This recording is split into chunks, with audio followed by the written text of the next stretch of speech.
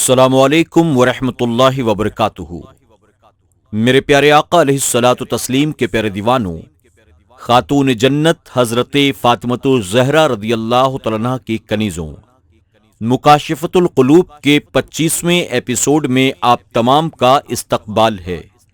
الصلاۃ والسلام علیک یا رسول اللہ وَعَلَىٰ آلِكَ وَأَصْحَابِكَ یا نور اللہ صلی اللہ تعالی علیہ وسلم۔ باب 19، نماز میں خشوع و خضوع، درود شریف کی فضیلت۔ حدیث مبارکہ میں ہے، ایک دن جبرائیل علیہ السلام حضور اکرم صلی اللہ علیہ وسلم کی خدمت میں حاضر ہوئے اور عرض کیا، میں نے آسمانوں پر ایک ایسا فرشتہ دیکھا جو تخت نشین تھا، اور 70,000 فرشتے صف بستہ اس کی خدمت میں حاضر تھے۔ اس کی ہر سانس سے اللہ تعالیٰ ایک فرشتہ پیدا فرماتا ہے۔ ابھی ابھی میں نے اسے شکستہ پروں کے ساتھ کوہ قاف میں روتے ہوئے دیکھا ہے۔ جب اس نے مجھے دیکھا تو کہا، اللہ تعالیٰ کے حضور میری سفارش کرو۔ میں نے پوچھا، تمہارا جرم کیا ہے؟ اس نے کہا، معراج کی رات جب محمد صلی اللہ علیہ وسلم کی سواری گزری، میں تخت پر بیٹھا رہ گیا، تعظیم کے لیے کھڑا نہ ہو سکا، اس لیے اللہ تعالیٰ نے مجھے اس جگہ اس عذاب میں مبتلا کر دیا ہے۔ جبرائیل علیہ السلام نے کہا، میں نے اللہ رب العزت کی بارگاہ میں رو رو کر اس کی سفارش کی۔ اللہ تعالیٰ نے مجھ سے فرمایا، تم اس سے کہو کہ یہ محمد صلی اللہ علیہ وسلم پر درود بھیجے۔ چنانچہ اس فرشتے نے آپ پر درود بھیجا تو اللہ تعالیٰ نے اس کی اس لغزش کو معاف فرما دیا اور اس کے نئے پر بھی پیدا فرما دیے۔ قیامت کے دن سب سے پہلے نماز کے بارے میں پوچھا جائے گا۔ روایت ہے کہ قیامت کے دن سب سے پہلے بندے کی نمازیں دیکھی جائیں گی۔ اگر اس کی نمازیں مکمل ہوئیں تو نمازوں سمیت اس کے سارے اعمال قبول کر لیے جائیں گے۔ اگر نمازیں نامکمل ہوئیں تو نمازوں سمیت اس کے تمام اعمال رد کر دیے جائیں گے۔ حضور اکرم صلی اللہ علیہ وسلم کا فرمان ہے، فرض نماز ترازو کی طرح ہے، جس نے انہیں پورا کیا وہ کامیاب رہا۔ حضرت یزید الرقاشی رحمۃ اللہ تعالی علیہ کہتے ہیں، حضور اکرم صلی اللہ علیہ وسلم کی نماز اس طرح برابر ہوتی تھی جیسے وہ تلی ہوئی ہو۔ فرمان نبوی صلی اللہ علیہ وسلم ہے، میری امت کے 2 آدمی نماز پڑھیں گے، ان کے رکوع سجود ایک جیسے ہوں گے، مگر ان کی نمازوں میں زمین و آسمان کا فرق ہوگا، ایک میں خشوع ہوگا اور دوسری بغیر خشوع کے ہوگی۔ فرمان نبوی صلی اللہ علیہ وسلم ہے، اللہ تعالیٰ قیامت کے دن اس بندے پر نظر رحمت نہیں ڈالے گا جس نے رکوع اور سجدوں کے درمیان اپنی پیٹھ کو سیدھا نہیں کیا۔ حضور اکرم صلی اللہ علیہ وسلم نے فرمایا، جس نے وقت پر نماز پڑھی، وضو صحیح کیا اور رکوع و سجود کو خشوع اور خضوع کے ساتھ پائے تکمیل تک پہنچایا، اس کی نماز سفید اور برقی صورت میں آسمانوں کی طرف جاتی ہے اور کہتی ہے، اے بندے، جیسے تو نے میری حفاظت کی، اسی طرح اللہ تعالیٰ تجھے بھی محفوظ رکھے۔ لیکن جس نے نماز کے وقت پر نماز نہ پڑھی، نہ وضو صحیح کیا، نہ اپنے رکوع اور سجود کو خشوع سے آراستہ کیا، اس کی نماز کالی سیاہ شکل میں اوپر جاتی ہے اور کہتی ہے، جیسے تو نے مجھے خراب کیا، اللہ تعالیٰ تجھے بھی خراب کرے، یہاں تک کہ اسے پرانے کپڑے کی طرح لپیٹ کر اس کے منہ پر مار دیا جاتا ہے۔ بدترین شخص نماز کا چور ہے۔ فرمان نبوی صلی اللہ علیہ وسلم ہے، بدترین آدمی نماز کا چور ہے۔ حضرت ابن مسعود رضی اللہ عنہ کا قول ہے، نماز ایک پیمانہ ہے، جس نے اسے پورا کر دیا وہ کامیاب ہوا، اور جس نے اس میں کمی کی اس کے لیے عذاب ہے۔ بعض علماء کا قول ہے، نمازی تاجر کی طرح ہے، تاجر کو اسی مال سے نفع ملتا ہے جو خالص ہو۔ اسی طرح نمازی کی عبادت بھی فرائض کو ادا کیے بغیر سود مند یعنی فائدے مند نہیں ہو سکتی ہے۔ حضرت ابو بکر صدیق رضی اللہ عنہ نماز کے وقت فرماتے، لوگوں، اللہ تعالیٰ نے تمہارے لیے جو آگ جلائی ہے، اٹھو اس آگ کو نماز کے ذریعے بجھا دو۔ فرمان نبوی صلی اللہ علیہ وسلم ہے، نماز سکون اور تواضع کے ساتھ ہے۔ جو اپنی نماز کے باعث فحش اور برے کاموں سے نہ رکا، اللہ تعالیٰ سے اس کی دوری بڑھتی جاتی ہے، پس غافل کی نماز اسے برائیوں سے نہیں روکتی۔ فرمان نبوی صلی اللہ علیہ وسلم ہے، بہت سے نمازی ایسے ہیں جن کو نمازوں سے دکھ اور تکلیف کے بغیر کچھ حاصل نہیں ہوتا۔ حضور اکرم صلی اللہ علیہ وسلم نے فرمایا، بندے کا نماز میں وہی حصہ ہے جسے وہ کامل توجہ سے پڑھتا ہے۔ اہل معرفت کہتے ہیں، نماز 4 چیزوں کا نام ہے: علم سے آغاز، حیا کے ساتھ قیام، تعظیم کے ساتھ ادائیگی، اور خوف خدا کے ساتھ اس کا اختتام۔ بعض مشائخ کا قول ہے، جس کا دل نماز کی حقیقت کو نہ سمجھتا ہو اس کی نماز فاسد ہے۔ فرمان رسول مقبول صلی اللہ علیہ وسلم ہے، جنت میں افیا نام کی ایک نہر ہے، جس میں زعفران سے پیدا کی ہوئی حوریں موتیوں کے ساتھ دل بہلاتی ہیں اور 70,000 زبانوں میں اللہ تعالیٰ کی تسبیح کرتی ہیں۔ ان کی آوازیں حضرت داؤد علیہ السلام کے لحن سے زیادہ شیریں ہیں۔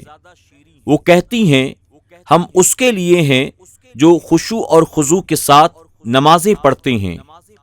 اللہ تعالیٰ فرماتا ہے، میں ایسے نمازی کو اپنے جوار رحمت میں جگہ دوں گا، اسے شرف دیدار بخشوں گا جو خشوع اور خضوع کے ساتھ نماز ادا کرتا ہے۔ نماز کس طرح ادا کی جائے؟ اللہ تعالیٰ نے حضرت موسیٰ علیہ السلام پر وحی نازل فرمائی کہ اپنی امت کے گناہ گاروں سے کہہ دو، میرا ذکر نہ کریں، میں نے اپنی ذات کی قسم کھائی ہے کہ جو مجھے یاد کرے گا میں اسے یاد کروں گا، یہ جب مجھے یاد کرتے ہیں تو میں ان پر لعنت کرتا ہوں۔ اے ارباب ہوش، یہ تو ان لوگوں کا حال ہے جو گناہ گار ہیں، مگر یاد خدا سے غافل نہیں۔ ان لوگوں کا کیا حال ہوگا جو بدکار بھی ہیں اور یاد خدا سے غافل بھی۔ بعض صحابہ رضوان اللہ تعالی علیہم اجمعین کا قول ہے، انسان نماز میں جس قدر سکون و اطمینان، لذت و سرور حاصل کرتا ہے، اسی قدر قیامت کے دن بھی وہ پرسکون ہوگا۔ حضور اکرم صلی اللہ علیہ وسلم نے ایک شخص کو دیکھا، وہ نماز میں اپنی داڑھی سے کھیل رہا تھا۔ آپ نے فرمایا، اگر اس کے دل میں خشوع ہوتا تو اس کے اعضاء میں اس کا ظہور ہوتا۔ داڑھی سے اس وقت اس کا کھیلنا ظاہر کرتا ہے کہ اس کے دل میں خشوع نہیں ہے۔ آپ نے فرمایا، جس کے دل میں خشوع نہیں اس کی نماز رائگاں ہے۔ خشوع اور خضوع کے ساتھ نماز ادا کرنے والوں کی صفات۔ اللہ تعالیٰ نے نماز میں خشوع اور خضوع رکھنے والوں کی تعریف متعدد مقامات پر فرمائی ہے۔ کسی نے خوب کہا، نمازی تو بہت ہیں مگر خشوع سے نماز ادا کرنے والے کم ہیں۔ حاجی بہت ہیں، نیک سیرت کم ہیں۔ پرندے بہت ہیں مگر بلبلیں کم ہیں، اور عالم بہت ہیں مگر عامل کم ہیں۔ نماز صحیح صحیح نماز خشوع اور خضوع اور انکساری کا نام ہے۔ یہی قبولیت نماز کی علامت ہے، کیونکہ جیسے جواز نماز کی شرائط ہے، اسی طرح قبولیت نماز کی شرائط بھی ہے۔ جواز کے شرائط فرائض کا ادا کرنا اور قبولیت نماز کی شرائط میں خشوع اور تقوی سر فہرست ہے۔ فرمان نبوی صلی اللہ علیہ وسلم ہے، جس نے کامل خشوع سے 2 رکعت نماز ادا کی، وہ گناہوں سے ایسے پاک ہو جاتا ہے جیسے پیدائش کے دن پاک تھا۔ نماز اندھیرے میں پڑھی جائے۔ حقیقت یہ ہے کہ نماز میں دل خیالات فاسدہ کی وجہ سے صحیح معنوں میں نماز کی طرف متوجہ نہیں ہو پاتا ہے، لہذا ان خیالات سے نجات حاصل کرنا ضروری ہے۔ نجات کے کئی طریقے ہیں۔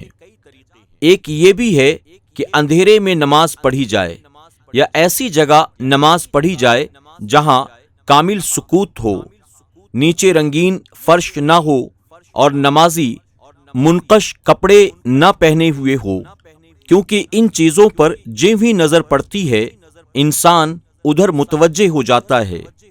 چنانچہ حدیث مبارکہ میں ہے، حضور اکرم صلی اللہ علیہ وسلم نے حضرت ابو جہم رضی اللہ عنہ کے بھیجے ہوئے منقش کرتے میں نماز پڑھی اور نماز کے فوراً بعد اتار کر واپس بھیج دیا اور فرمایا، اس نے ابھی مجھے نماز میں اپنی طرف متوجہ کر دیا تھا۔ ایک مرتبہ نئے جوتے پہن کر آپ نے نماز پڑھی، نماز کے بعد آپ نے اسے اتار دیا اور وہی پرانے جوتے پہن لیے اور فرمایا، میں نماز میں اس کی طرف دیکھ کر مشغول ہو گیا۔ مردوں کے لیے سونے کے زیورات کی حرمت سے پہلے آپ ایک دن سونے کی انگوٹھی پہن کر منبر پر تشریف فرما تھے۔ آپ نے اسے اتار کر پھینک دیا اور فرمایا، یہ مجھے اپنی طرف متوجہ کرتی ہے۔ حضرت ابو طلحہ رضی اللہ عنہ ایک مرتبہ اپنے باغ میں آپ نے نماز پڑھی، اچانک ایک پرندہ اڑا اور وہ درختوں سے نکلنے کی راہ تلاش کرنے لگا۔